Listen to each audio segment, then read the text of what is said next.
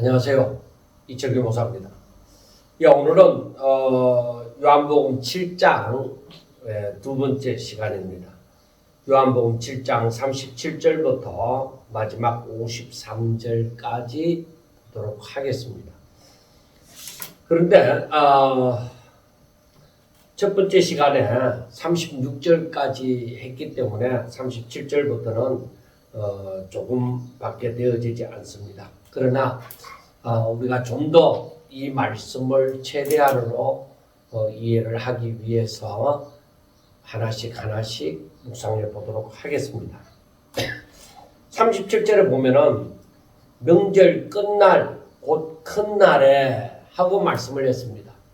그러니까 초막절의 끝날, 그래 한 주간 동안 초막절이 시작이 되어지고 나서 7일 동안 지켜지는데 여기서 끝날이라고 하면은 첫째 날부터 일곱째 날까지 그 마지막 7일째를 얘기하든지 아니면은 어떤 사람은 8일째의 성일로 지키도록 했습니다. 그래서 8일째라고 말하는 사람들도 있지만은 그러나 7일을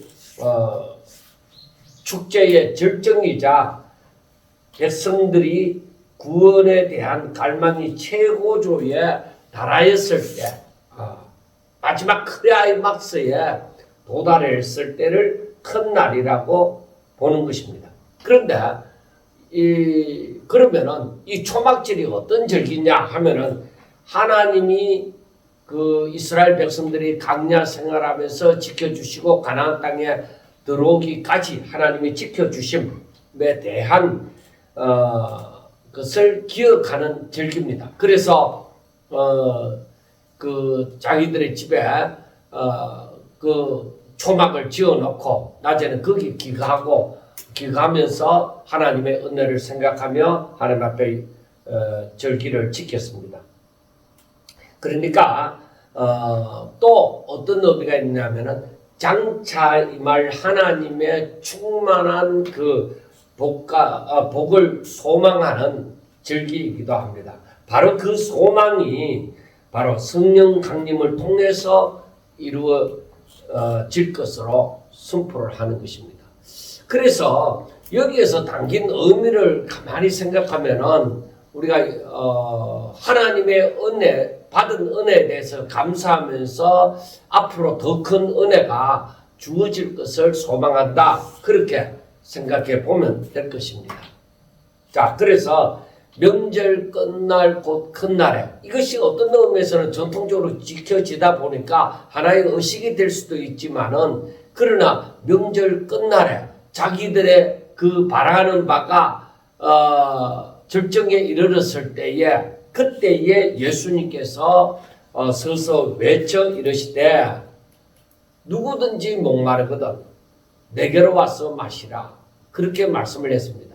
그러니까 누구든지라고 하는 것은 여기에서 유대인들만 특별하게 말하는 것이 아니라 하나님은 바로 구별 없이 모든 사람 유대인이든 이방인이든 간에 바로 그 누구든지 목마르거든 즉 목마른 다시 말씀을 하면 목마른 자는 누구든지 내게로 와서 마시라는 것입니다. 그래서 여기서 목마르다고 하는 것은 무엇입니까? 물을 필요로 하는 것이죠.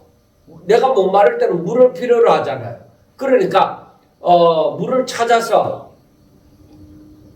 이렇게 마심으로 갈증을 해소하는 것입니다. 그러니까 이 목마름을 느끼는 사람들은 누구든지 그러니까 목마른 자는 누구든지 내게로 와서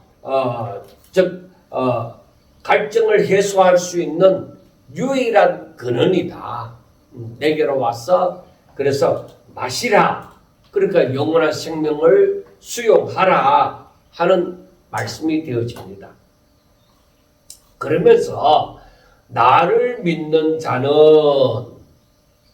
그 내게로 와서 마시라고 했잖아요. 그러니까 바로 나를 믿는 자는 믿음으로 오는 것이죠. 그래서 나를 믿는 자는 성경에서 말하는 것처럼 그 배에서 생수의 강이 흘러 넘치리라 하고 말씀을 합니다. 그러면은 우리가 먼저 찾아볼 것은 이사야 12장에 이사야 12장 3절에 보면은 거기에서 이 생수에 대해서 목마른 자가 마실 수 있는 그 생수에 대해서 말씀을 하는데 이사야 12장 3절에 그러므로 너희가 기쁨으로 구원의 우물들에서 물을 기르리다 하고 말씀을 합니다. 그리고 이사야 12장은 이 구원에 대한 감사의 찬양입니다. 그러면 우리가 도움을 얻기 위해서 12장 1절부터 보겠습니다. 그날에 바로 구원받는 그날에 너가 말하기를 여호와여 주께서 전에는 내게 노하셨으나 이제는 주의 진노가 돌아섰고 또 주께서 나를 아니하시오니 내가 주께 감사하겠나이다. 내가 전에는 죄인이었는데 주께서 나를 구원하신 것이죠. 그러므로 내가 주께 감사하리이다. 그러니까 2절을 보면 보라 하나님은 나의 구원이시라. 내가 신뢰하고 두려움이 없으되 주 여호와는 나의 힘이시고 노래시며 나의 구원이심이라. 그러니까 구원자가 되신 주님에 대해서 신뢰하는 그 믿음을 얘기합니다. 그러므로 그러한 자들에게는 너희가 기쁨으로 구원의 우물들에서 물을 기르리이다 하고 말씀을 합니다. 그러면은 너희들이 생수를 공급을 이 갈증을 해소할 수 있는 생수를 공급을 받는다는 것이죠. 바로 주는 그리스도, 그는 메시아다. 그는 이 메시아는 우리 인간들이 죄인으로서 당하는 그 모든 어려움에 대한 해결자가 되어 주신다. 그러니까 구원자, 바로 해결자가 되어 주신다 하는 것입니다. 그래서 사람들이 이 땅에 살아가면서 그 목마름을 느끼는 일이 한두 가지가 아닙니다. 인생이 왜 이럴까? 힘든다. 도대체 어떻게 살아야 될까?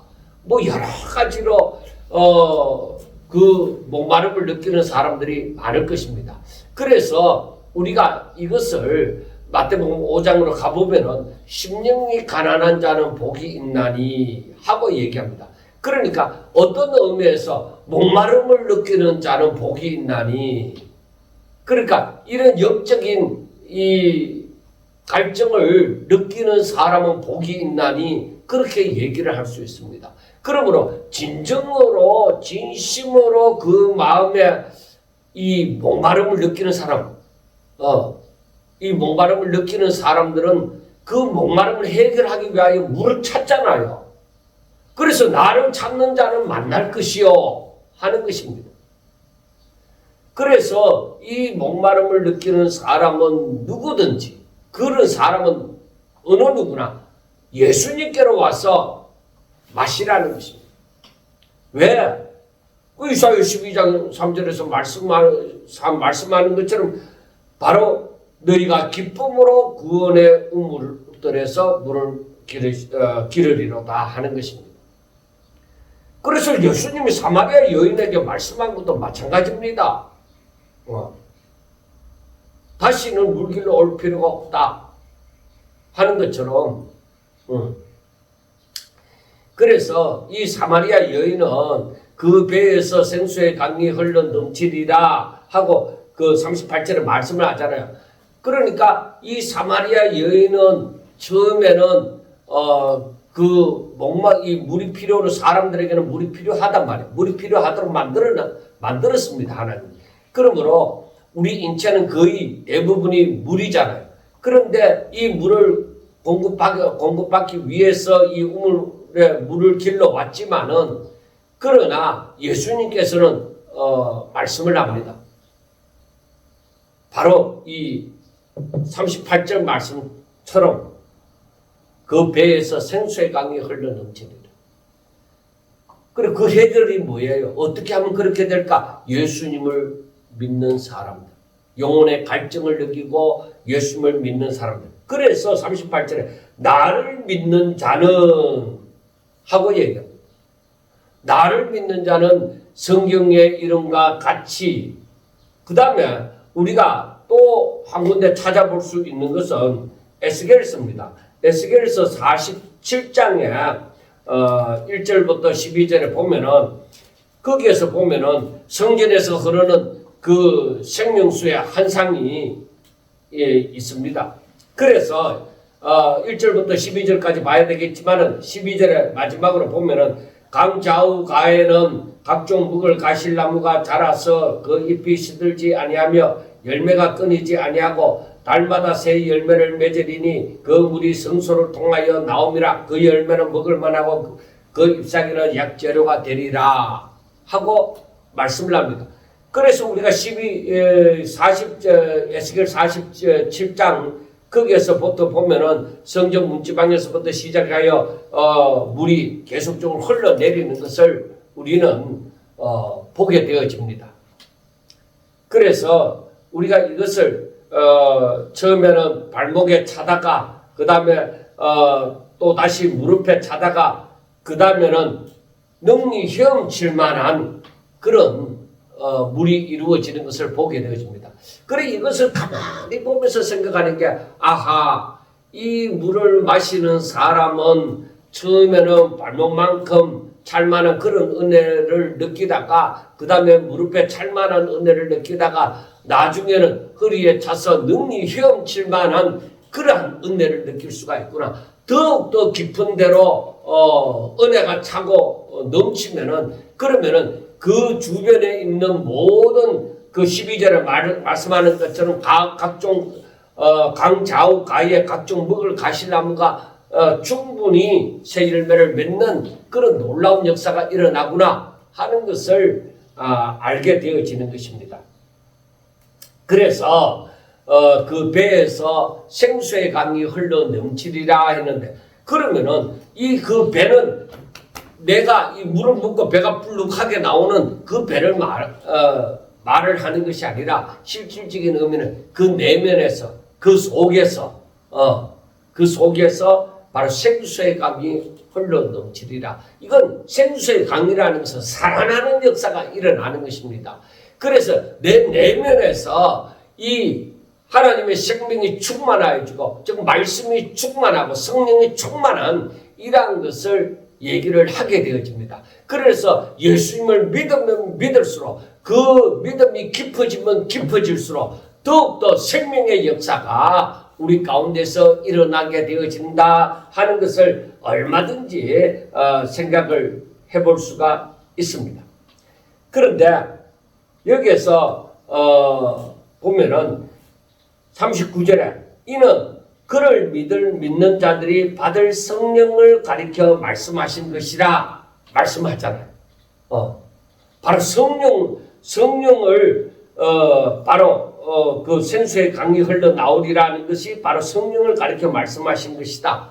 그런데 예수께서 아직 영광을 받지 않으셨으므로 성령이 아직 그들에게 계시지 아니하더라 하고 말씀을 합니다. 아직까지 성령은 오시지 않았습니다. 그러나 유대인들이 바라는 소망처럼 이제 성령이 충만하게 임하게 되어지는 때가 온다는 것을 얘기를 한 것입니다. 바로 그 성령이 충만한 임재는 예수님의 죽은 십자가, 즉 죽음과 부활과 승천의 그 영광 이후에 바로 일어날 일임을 밝히는 것입니다. 그리고 오순절날 사건 이후에 이런 성령 충만의 역사가 일어날 것이다. 예수님이 영광을 받으시는 것이 봐요. 예수님이 영광을 받으시는 것이 바로 십자가, 부활, 성천. 이거는 뭐예요? 어떻게 해서 십자가가 예수님이 영광을 받으시는 일이냐는 것입니다. 영광을 아직까지 받지 않으셨다 했는데 그러면 영광 받으실 일이 바로 십자가와 부활과 성천이다. 이게 무엇을 말하느냐? 하나님의 뜻이 이루어질 때, 하나님의 뜻이 이루어질 때. 그러니까 예수님이 하나님의 말씀대로 그 하나님의 때와 바로 하나님의 뜻을 따라서 삶으로 바로 하나님의 그 계획하심이 그대로 이루어질 때 하나님께서는 바로 우리 주님께서 영광을 받으심이 되어지는 것입니다.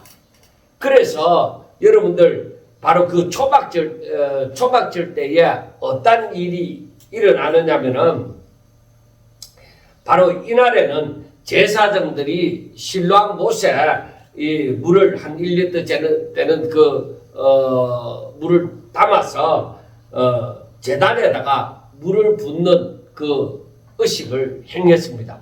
그러니까 제단이 네번뜩하게 이렇게 세워져 있으면은 이 남서쪽에 그 남서쪽에 구멍이 두 구멍이 나져 있어요. 두 구멍이 나져 있는데 하나는 포도주를 붓는 거고 하나는 바로 그 물을 붓는 그런 구멍이 있었던 것입니다. 그리고 바로 그 의식은 바로 하나님을 기념하고 반석에서 물을 내신 그렇게 강야 생활할 때에 반석에서 물을 내신 하나님을 기억하고 기념하고 또 농사에 필요한 그러한 비를 간구하고 메시아 시대에 부어질 그 생수 성령을 소망함으로 이 간수 의식을 행하였습니다. 그런데 그 의식을 행한 자들이 그때는 다 이해하지 못했다고 하더라도 그러나 바로 저들이 올바로 이 하나님의 뜻을 깨달았다고 하면은 바로 이러한 진정 간절한 마음, 성령이 임하기를 바라는 마음이 충만했으리라고 볼 수가 있습니다. 그리고 우리가 여기에서 보면은 예수님이 바로 이 생수의 근원이 되신다는 것을 앞에서 얘기했잖아요. 그래 이것은 어떤 의미에서 내가 목마르다고 하는 것은 바로 어떤 의미에서 하나님의 은혜라고 볼 수가 있습니다. 내가 목마르면, 내가 이렇게 답답함을 느끼면, 내가 할 수 없음을 느끼면, 분명히 내가 큰 힘이 있는 자의 도움이 필요하다고 느끼는 것은 바로 이것은 저는 하나님의 은혜라고 생각합니다. 그래서 내가 목마름으로 말미암아 생수를 찾게 되어지죠. 그리고 예수님은 자신이 생수의 근원임을 선포하심으로써 초막절의 모든 상징과 기대를 바로 자신에게 이 무리들의 관심을 자신에게 집중시켰습니다. 그래서 지금 초막절에 이렇게 예수님께서 말씀하시면 사람들이 예수님을 바라보도록 자신이 생수의 근원이 되신다는 것을 말씀하심을 바라보도록 만들었습니다. 그런데 여러분 여기서 깨달아야 되는 것은 바로 무엇이냐면은 우리가 앞에서도 예수님께서 하시는 말씀이 내가 하늘에서 내려온 생명의 떡이다. 그리고 내 살을 묻고 내 피를 마시지 아니하면은 바로 그 구원이 없다. 여기에서 우리가 보면은 예수님께서 하시는 말씀이 뭐라고 하시느냐? 사람들이 생각하기를 뭐라고 생각하느냐면은 바로 요한복음 6장에 예수께서 이르시되 나는 생명의 떡이니 내게 오는 자는 결코 줄이지 아니할 터이요 나를 믿는 자는 영원히 목마르지 아니하리라 하고 6장에서 미리 말씀하셨잖아요. 그런데 유대인들은 예수님이 하늘에서 내려온 떡이라고 함으로 말미암아 유대인들은 이걸 이해하지 못하는 거예요. 그러니까 저들이 수군거리고 있었습니다. 그런데 예수님께서 또 하시는 말씀이 51절에 보면 나는 하늘에서 내려온 살아있는 떡이니 사람이 이 떡을 먹으면 영생하리라. 내가 줄 떡은 그 세상의 생명을 위한 내 살이니라 하고 말씀을 합니다. 더욱더 이해를 할 수 없는 이 떡이 자신이 하늘에서 내려온 떡이라고 얘기하고 만나듯이 하늘에서 진정 내려오는 참떡이라고 얘기하고 그리고 세상의 생명을 위한 그것은 내 살이라고 얘기를 합니다. 그리고 53절에서는 예수께서 이르시되 내가 진실로 진실로 너희에게 이르노니 인자의 살을 먹지 아니하고 인자의 피를 마시지 아니하면 너희 속에 생명이 없다. 그렇게 분명하게 말씀을 합니다. 그리고 55절에서는 내 살은 참된 양식이고 내 피는 참된 음료로다 하고 또 말씀을 합니다. 그리고 56절에 내 살을 먹고 내 피를 마시는 자는 내 안에 거하고 나도 그의 안에 거하나니. 그리고 58절 마지막에서는 이 떡을 먹는 자는 영원히 살리라 하고 말씀을 합니다. 그러니까 6장에서 벌써 그렇게 말씀을 했습니다. 하고 이제 이 초막절 그 끝날에 이 절기 끝날에 누구든지 목마르거든 내게로 와서 마시라. 그리고 성경에 나를 믿는 자는 성경에 이런 것 같이 그 배에서 생수의 강이 흘러 나오리라 하고 말씀을 합니다. 여러분, 그러니까 이 6장에 있는 말씀하고 7장에 있는 말씀을 가만히 보면은 여러분 무엇을 알 수가 있습니까? 자, 여러분 여기에서 사람들이요 6장의 그 말씀을 듣고 사람들이 예수님에게서 다 떠나버렸습니다.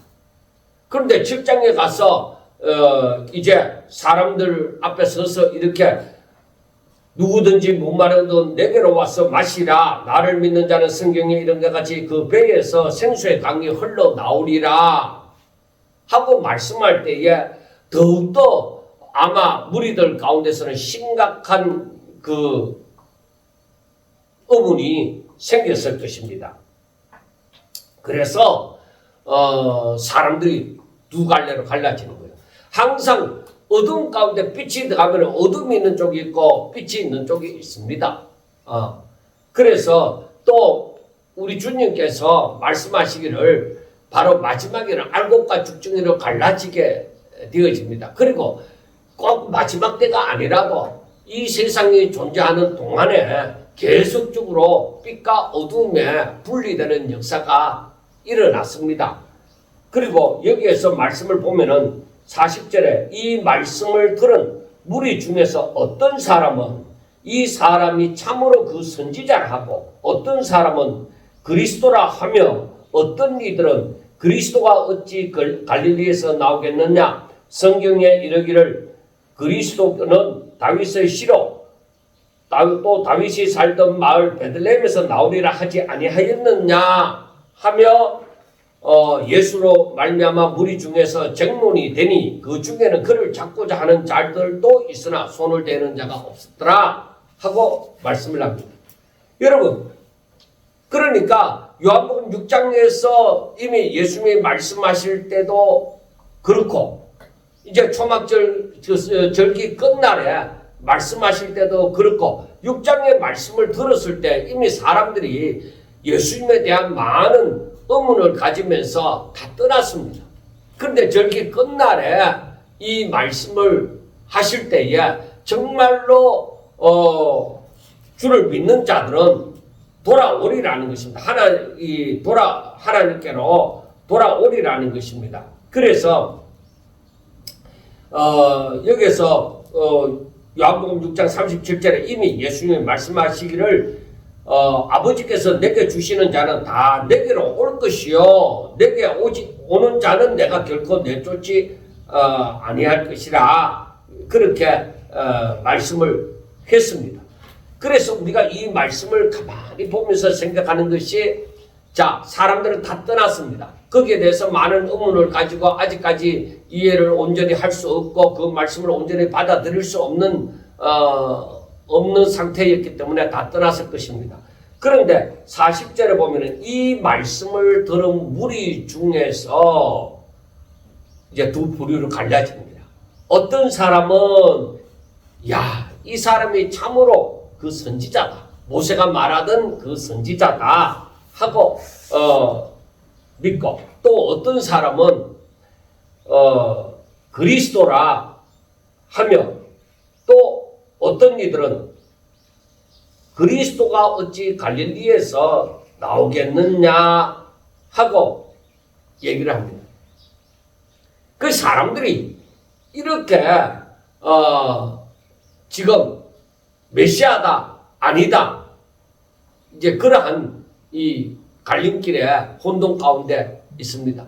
이때에 필요한 것이 무엇입니까? 밝은 빛이 필요합니다. 확실하게 진짜냐 가짜냐 하는 것을 밝혀주는 빛이 필요합니다. 그게 바로 뭐예요? 성령의 조명이 필요하다. 성령은 진리의 영이시잖아요.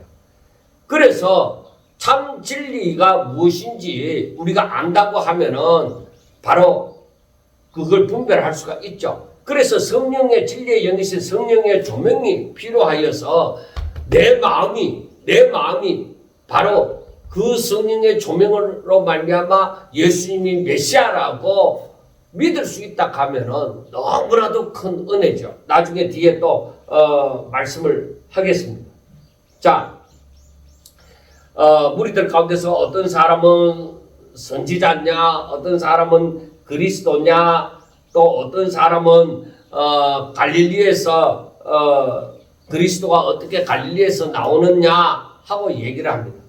그런데 여러분, 왜 어떤 사람은 어찌 그리스도가 갈릴리에서 나오느냐 하는 것입니다. 왜냐하면 저들이 좁은 상식으로서도 생각하기를 성경에 그리스도는 다윗의 씨로 또 다윗이 살던 마을 베들레헴에서 나오리라 하지 아니하였느냐 하고 얘기를 하는 것입니다. 그러면은 우리가 미가서를 한번 봅니다. 미가서 5장 우리가 잘 아는 말씀이죠. 미가서 5장 2절에 보면은 베들레헴 에브라다야 너는 유다 족속 중에 작을지라도 이스라엘을 다스릴 자가 내게서 내게로 나올 것이라. 그의 근본은 상고의 영원에 있느니라. 그러니까 베들레헴에서 날이라는 것을 말씀을 하는 것입니다. 여러분, 이들이 알고 있는 것이 그러면은 틀렸습니까? 야, 그리스도가 어떻게 갈릴리에서 나겠느냐? 베들레헴에서 난다고 다윗의 씨로 베들레헴에서 난다고 하지 아니하였느냐? 하는 이 지식이 틀림이 없어요. 맞습니다. 성경에 있는 대로잖아요. 그 다음에 우리가 알아야 되는 게 성경 지식은 정확했습니다. 그러나 예수님이 실제로 베들레헴에서 태어났다는 것은 저들이 알지를 못했습니다. 그래서 우리가 하나님의 말씀을 묵상하고 그 의미를 되새기고 즉 하나님께서 말씀하시고자 하는 것이 무엇인가 하고 이렇게 깨닫는 것은 너무나도 중요한 것입니다. 사람들이 인간의 지식과 전통에 매여 있으면은 정작 하나님이 보내신 분을 바로 알아보지 못하는 것입니다. 그러니까 나의 잘못된 지식과 선입견과 그리고 경험과 이러한 것의 내 바탕이 되어져 있으면은 그 메시아를 그 진리를 깨닫는 데 있어 갖고 많은 방해가 되어집니다. 그래서 사람들이 많이 가졌다고 생각할 때에 더욱더 진리 가운데로 올 수가 없는 것입니다. 그래서 우리가 생각하기를 내가 아무리 하나님을 믿는다 할지라도 이 성경을 더욱더 깨달아 가고자 하면은 나의 모든 지식과 경험과 편견을 다 내려놓고 주의 말씀이 바로 정확무오한 말씀이라는 것을 알고 그대로 받아들이고자 하는 그 자세, 그게 참 중요합니다. 저희들도 제 같은 다른 사람은 뭐 또 비슷하다고 보지만은 제 같은 경우에 있어서는 세상의 생각이나 지식이나 뭐 어떤 경험이 딱 억눌려 있을 때에 그러니까 잡생각이 많을 때도 이 진리의 말씀에 대해서 깊이 들어갈 수가 없습니다.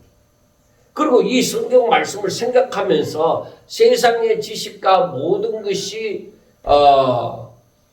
이 성경보다 앞서게 되어지면은 자꾸만 이 말씀에 대한 부정적인 시각이 열려지는 것입니다.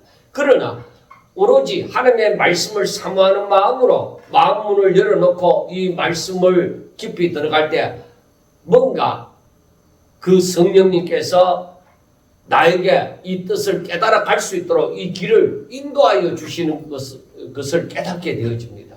그래서 아하 이렇구나 저렇구나 하고 하나씩 하나씩 알아가는 것이죠.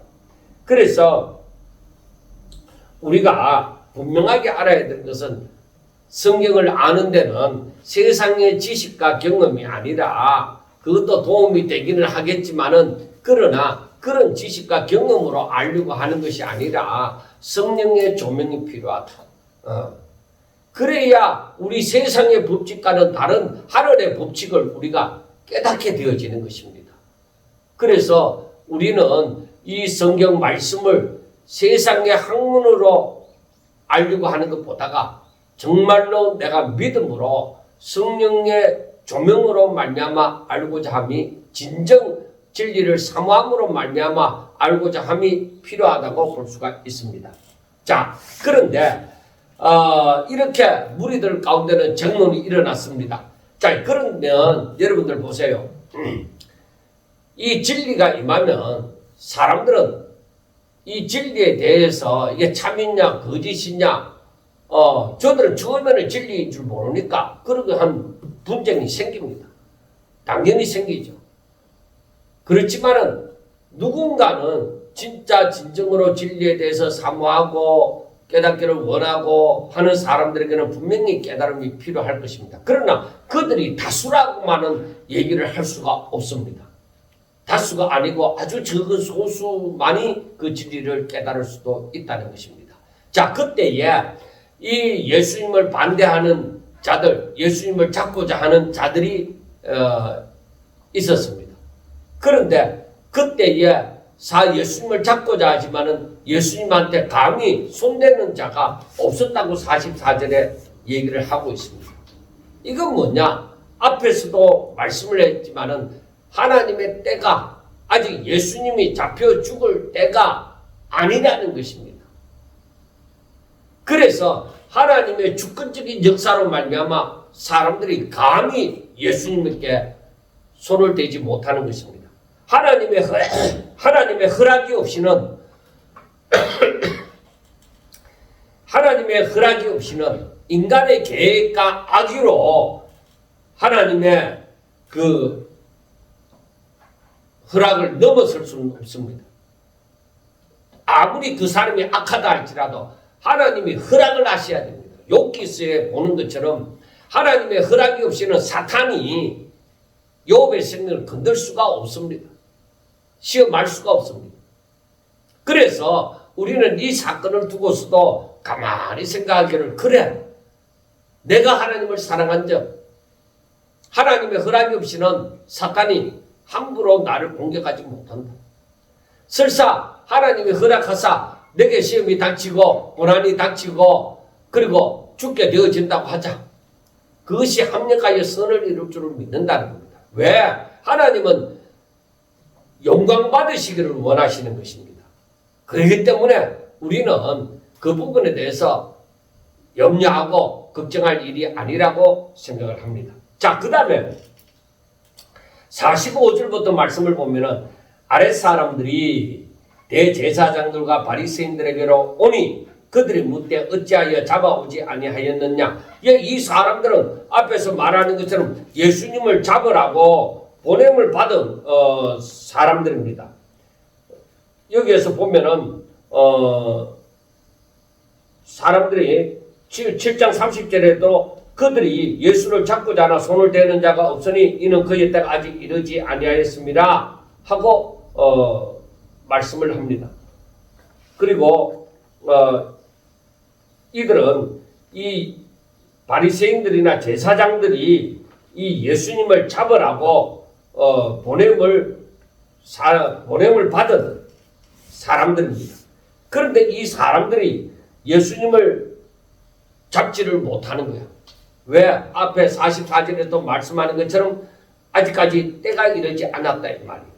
그리고 이제 아랫사람들이 대제사장들과 바리새인들에게로 예수님을 잡지 않고 그냥 가니까 이 바리새인과 제사장들이 묻습니다. 왜 잡아오지 않았느냐 했을 때 그 아래 사람들의 대답을 보세요. 46절. 그 사람이 말하는 것처럼 말하는 사람은 이때까지 없었나이다 하고 말씀을 합니다. 그러니까 여기서 보면은 이 아래 사람들이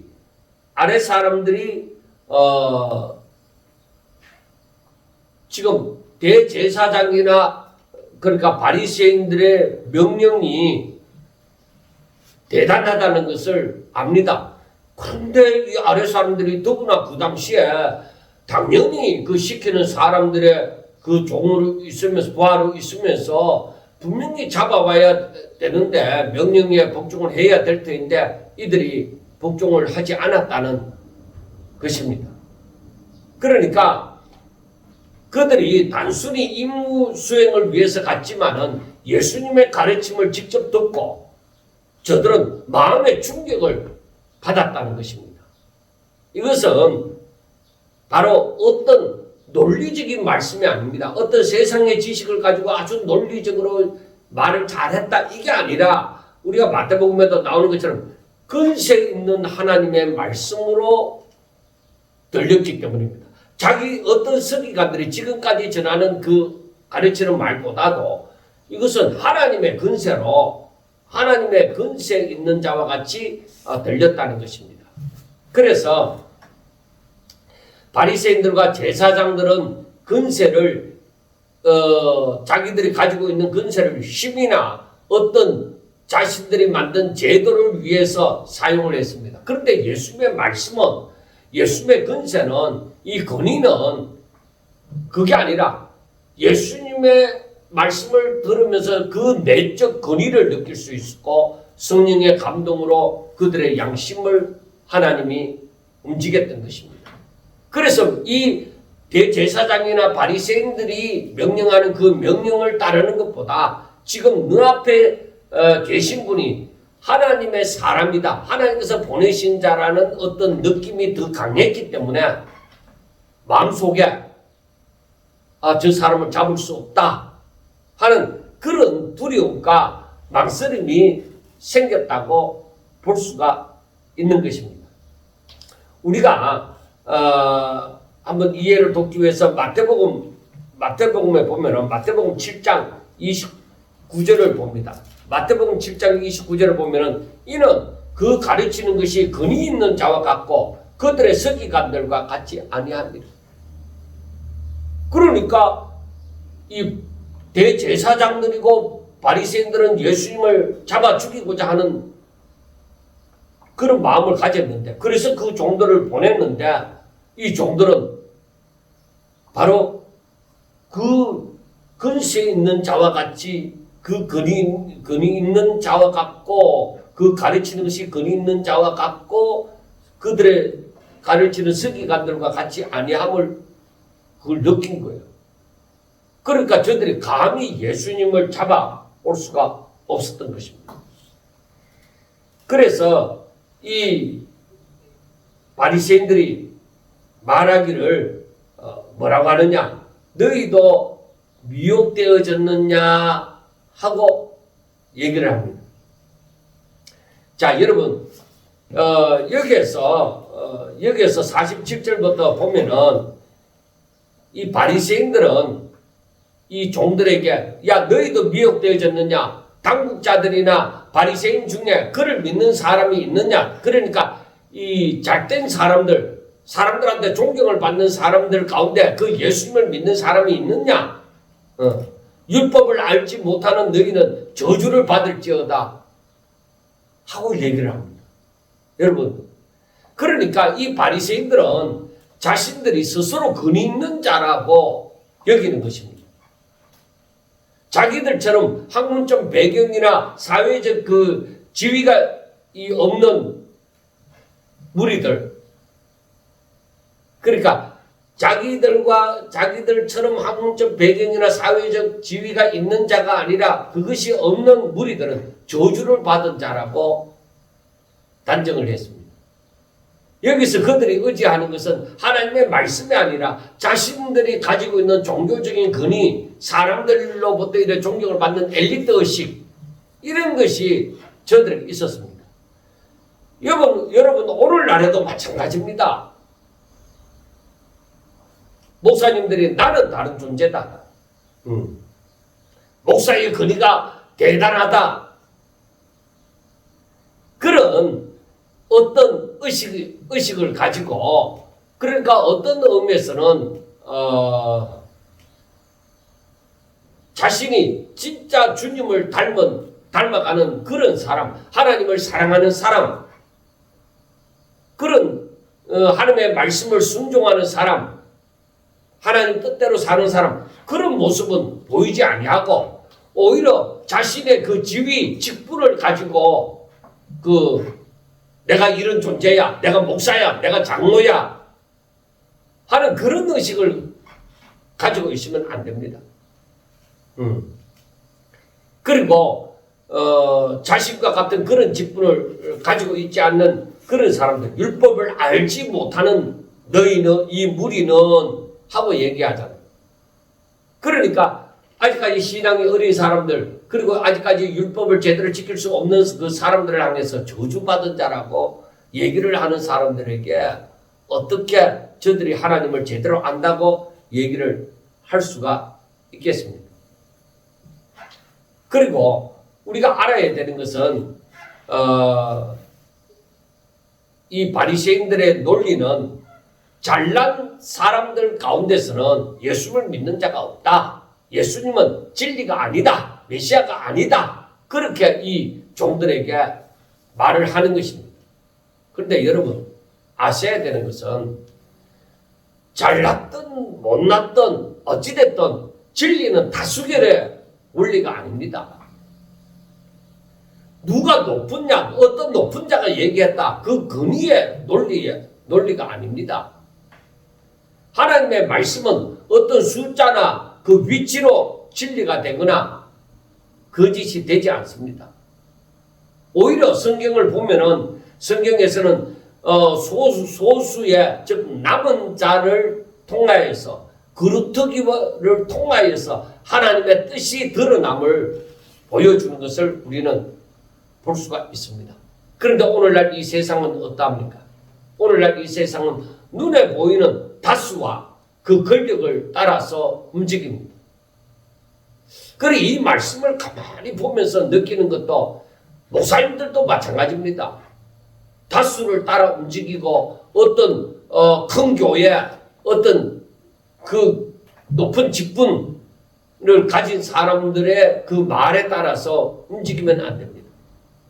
소수라 할지라도 정말로 하나님의 말씀을 깊이 묵상하고 그 진리를 깨달음으로 말미암아 그 진리를 따라서 움직이고 그 진리를 선포하는 자가 되셔야만 하는 것입니다. 그래서 우리가 여기에서 깨달아야 되는 것은 진리는 절대 다수에 있지 않다. 다수결의 원칙이 아니다. 여러분 가나안 땅을 정탐하러 간 12 정탐꾼이 있잖아요. 그들 가운데 10명은 뭐요? 부정적인 의견을 냈습니다. 그런데 여호수아와 갈렙은 긍정적인 제안을 했습니다. 긍정적인 결과를 갖고 있었습니다. 그래서 우리가 하나님을 믿는다고 하면서도 실제로 세상의 기준으로 진리를 판단하는 경우가 참 많이 있습니다. 우리가 오늘날 회의를 하는 현장에 가서도 진리에 대해서 말을 하는데 다수가 예 하고 목소리를 높여갖고 막 얘기하면은 그냥 그 의장이 방망이를 두드립니다. 우리가 세상은 그러하다 할지라도 우리는 진리에 대해서만은 진정한 연구가 있어야 돼요. 함부로 방망이 두들 일이 아닙니다. 그래서 대부분의 사람이 따르지 않는다. 이 바리새인들의 말처럼 대부분의 사람들, 엘리트층에 있는 사람들이 그를 믿는 자가 없다 하는 것으로 바로 진리를 진리 아닌 것을 진리처럼 여겨도 안 되고 진리를 진리 아닌 것으로 여겨도 안 되는 것입니다. 이게 참 무섭다고 생각해 볼 수가 있습니다. 오늘날 더구나 마지막 때를 달려가면 마지막 때를 달려갈수록 이 문제에 대해서 우리 심각하게 생각해 봐야 됩니다.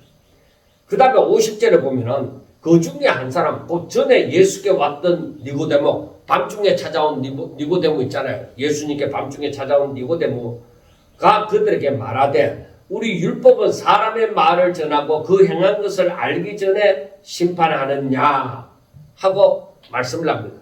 여러분 성경을 한번 찾아보겠습니다. 구약 성경 신명기 있습니다. 신명기서 1장 16절을 우리가 보도록 하겠습니다. 신명기서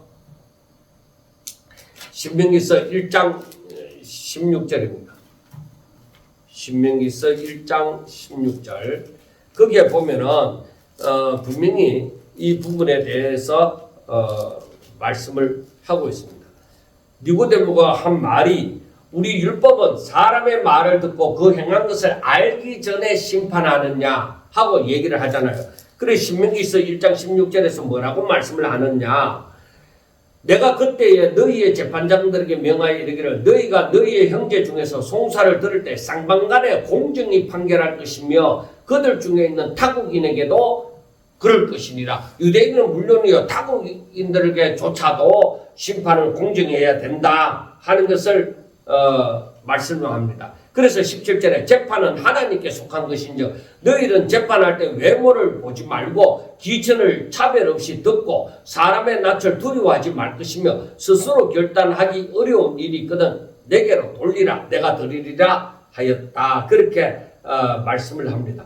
그리고 우리가 출애굽기서를 보면은 출애굽기 23장에 1절을 보면은 너는 거짓된 풍수를 퍼뜨리지 말며 악인과 연합하여 위증하는 증인이 되지 말며 다수를 따라 악을 행하지 말며 송사의 다수를 따라 부당한 증언을 하지 말며 가난한 자의 송사라고 해서 편벽되게 두둔하지 말라 하고 말씀을 합니다. 그러니까 재판은 공의롭게 공정하게 하여야만 된다는 것입니다. 그래 니고데모가 하는 말도 뭐냐면 우리 율법은 사람의 말을 듣고 그 행한 것을 알기도 전에 심판하느냐 이겁니다. 그러니까 그 사정을 알지도 못하고 너희들 멋대로 판단하느냐 하는 것입니다.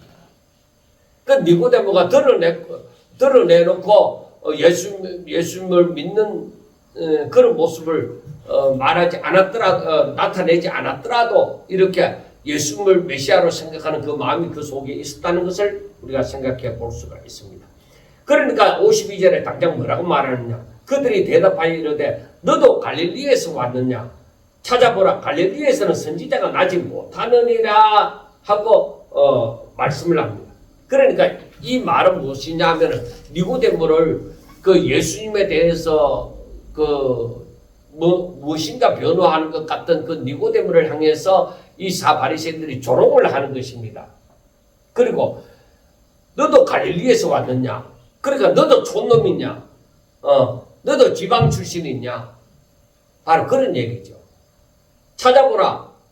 갈릴리에서는 그 촌에서 예루살렘이 아니고 촌에서 그 선지자가 나지 못하였느니라 하고 말씀을 합니다.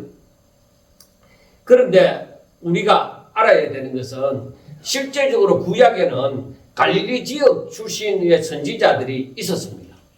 누구냐? 요나나, 호세아나, 나움과 같은 사람들은 갈릴리 지역 출신 자들이었습니다. 그 좋은 사람들이었다 이 말이에요.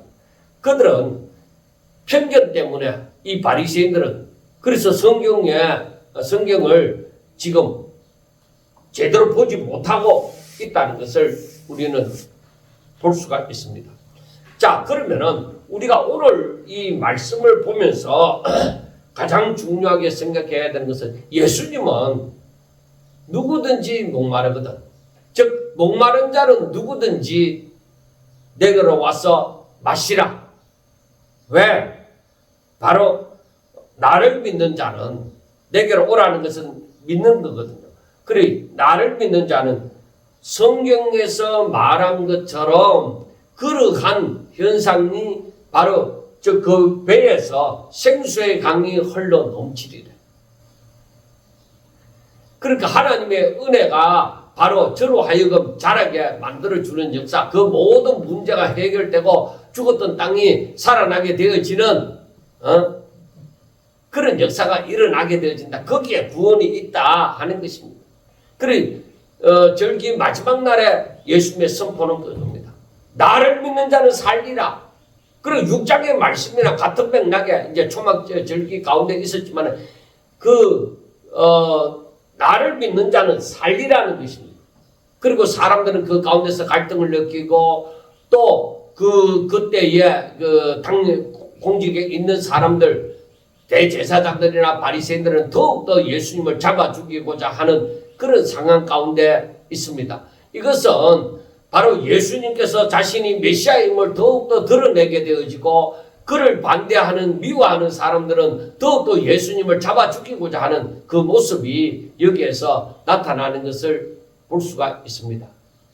사랑하는 성도 여러분, 세상이 혼탁한 이 가운데서 진리의 말씀을 들을 수 있는 귀가 있고 그리고 하나님의 영광을 바라보는 하나님의 그 일하심을 볼 수 있는 하나님의 승리를 바라보는 그 눈이 열려지시기를 주의 이름으로 축원합니다.